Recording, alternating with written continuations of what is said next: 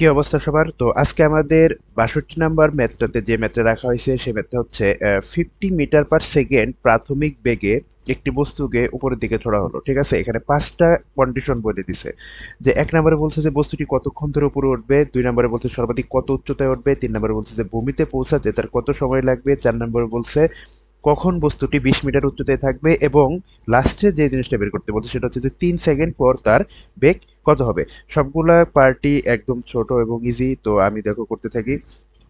তো এগুলা তোমাদের একটু ভালো করে না বুঝলে তো পরবর্তীতে এগুলা অ্যান্সার করা খুব কঠিন হয়ে দাঁড়াবে। ঠিক আছে, তো একটা ম্যাথের মধ্যে আমরা মোটামুটি সবগুলো পার্ট আনছি।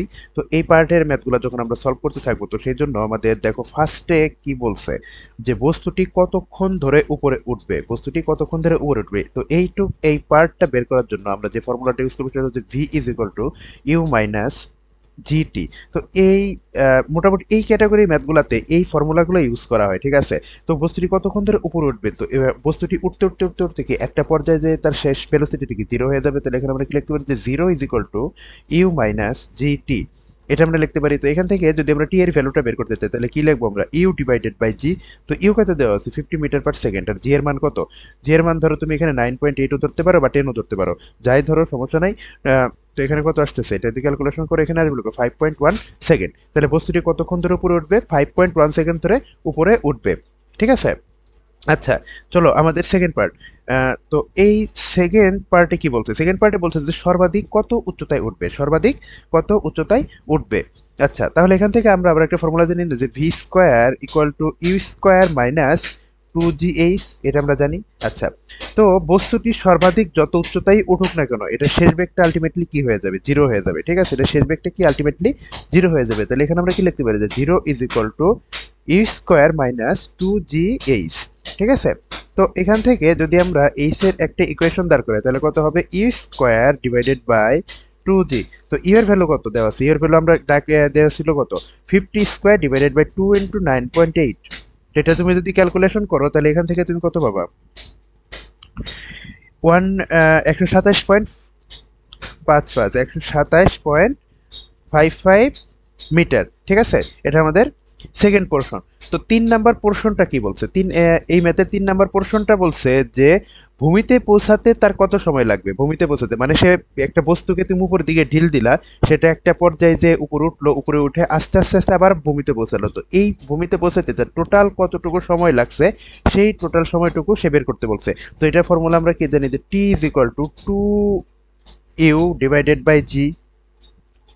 তো এখানে আমরা যদি এখানে জাস্ট মানগুলা বসাবো, এটার অ্যান্সার বের হয়ে যাবে। তো 2 × 50 ডিভাইডেড বাই 9.8, এটা যদি ক্যালকুলেশন করা হয় তাহলে এখানে কত থাকে, 10.2 সেকেন্ড, 10.2 সেকেন্ড। আচ্ছা, এখন আমাদের পরবর্তী যে পার্টটা আছে সেই পার্টটা কি বলছে যে কখন বস্তুটি 20 মিটার উচ্চতায় থাকবে, কখন বস্তুটি 20 মিটার উচ্চতায় থাকবে। তার মানে আলটিমেটলি এখানে তার সময়টা বের করতে বলছে। ঠিক আছে, তো আমরা ধরে নিলাম যে টি প্রাইম সেকেন্ডে, ঠিক আছে, টি প্রাইম সেকেন্ডে সে 20 মিটার উচ্চতায় থাকবে। তো এটার জন্য যদি এখন আমরা h is equal to u t prime minus half g t prime square এই ফর্মুলাটা ইউজ করি, জাস্ট এই ফর্মুলাতে মানগুলো বসাই দিয়ে এখানে একটা দ্বিঘাত সমীকরণ আসবে, তখন এই সমীকরণটাকে ইজিলি সলভ করব, তখনই যে টি এর মানটা পাবো সেটাই হবে এটার অ্যান্সার। ঠিক আছে, তো এখানে দেখো এইচ এর জায়গায় আমরা কোনটা বসাবো, এইচ এর জায়গায় আমরা 20 বসাবো।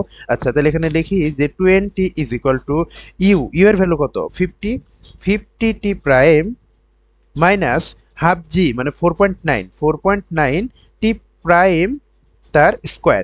ঠিক আছে, আচ্ছা এখন যদি এটাকে আমরা এখানে লিখি যে 4.9 T prime square minus 50 T prime plus 20 is equal to 0। ঠিক আছে, এটা হলো আমাদের টোটাল সর্বশেষ ইকুয়েশন। এখন এখান থেকে যদি আমরা টি প্রাইমের ভ্যালুটা বের করি, টি প্রাইমের ভ্যালু আমরা কিভাবে বের করতে পারি, টি প্রাইমের ভ্যালু যদি বের করতে চাই তাহলে এখানে কি ফর্মুলা আসবে যে 50 plus minus root over b square minus 4ac। তাহলে এখানে কত আসবে, 50 square minus 4 into 4.9 into 20 divided by 2 into 4.9। তাহলে এখান থেকে আমরা টি প্রাইম টি প্রাইমের কিন্তু দুইটা ভ্যালু পাচ্ছি, ঠিক আছে, টি প্রাইমের আমরা দুইটা ভ্যালু পাচ্ছি। তো এখানে আমরা যদি টি প্রাইমের দুইটা ভ্যালুকে সুন্দর করে লিখি তাহলে কি লেখা যায় বলো তো, যে 9.7 একটা ভ্যালু অ্যান্ড আরেকটা ভ্যালু কি 0.42 সেকেন্ড। আচ্ছা, এই দুইটা যে দেওয়া আছে, এই যে দুইটা টি টি এর মান বের হলো, এটা কি আসলে কি বোঝাইছে? তো তুমি যখন একটা বস্তুকে উপরের দিকে ঢেল দিলা, ঠিক আছে, একটা বস্তুকে তুমি উপরের দিকে ঢেল দিলে একটা বস্তু উপরের দিকে যাইতে সময় একবার 20 মিটার ডিস্টেন্স অতিক্রম করবে, আবার একবার একটা ম্যাক্সিমাম পয়েন্টে যাওয়ার পর সে যখন নিচের দিকে নামতে শুরু করবে তখন সে আবার 20 মিটার ডিস্টেন্সের বেশি অতিক্রম করেই সে নিচে নামবে। তো যখন তুমি ঢিলটা দিবা উপর দিকে উঠতে থাকবে তখন 4.2, এই যে 0.42, ঠিক আছে, 0.42 না, 0.42 সেকেন্ড, যে একটা ছোট সেকেন্ড, এই ছোট সেকেন্ডে প্রথম দিকে উঠতে সময় সে 20 মিটার দূরত্ব অতিক্রম করবে, আবার যখন সে ম্যাক্সিমাম উপরে পয়েন্টে উঠবে ওখান থেকে যখন আবার নিচে নামবে তখন 9.7 সেকেন্ডে আবার শেষে মেশ আবার 20 মিটার দূরত্ব অতিক্রম করে সে ভূমিতে পৌঁছায় যাবে, ঠিক আছে। আচ্ছা, এখন এর পরবর্তীতে যে ম্যাথটা বলা আছে সেটা হচ্ছে কি বলছে, 3 সেকেন্ড পর তার বেগ কত হবে, 3 সেকেন্ড পর, এটা একটা ইজি ম্যাথ, 3 সেকেন্ড পর তার বেগ কত হবে। তো আমরা কি জানি যে v is equal to u minus g t, যেহেতু এটা উপর দিকে করতেছিল তাই মাইনাস দেওয়া হচ্ছে, তো 50 - 3 × 9.8, ঠিক আছে, এটা তুমি যদি ক্যালকুলেশন করো তাহলে এখানে কত আসে, 20.6 metre per second, 20.6 metre per second. এটাই হচ্ছে আমাদের আজকের ম্যাথ। তো এই ম্যাথটা একটু প্র্যাকটিস করবা, দেখো একটা ম্যাথের ভিতরে সবগুলা কনসেপ্ট ক্লিয়ার করে দেওয়া আছে, ঠিক আছে। এই ম্যাথটা পারলে মোটামুটি তোমাদের একটা ফুল সাইটের ম্যাথগুলাই তোমরা ফুল করতে পারবা, ঠিক আছে। তাহলে আজকে এই পর্যন্তই, ধন্যবাদ সবাইকে।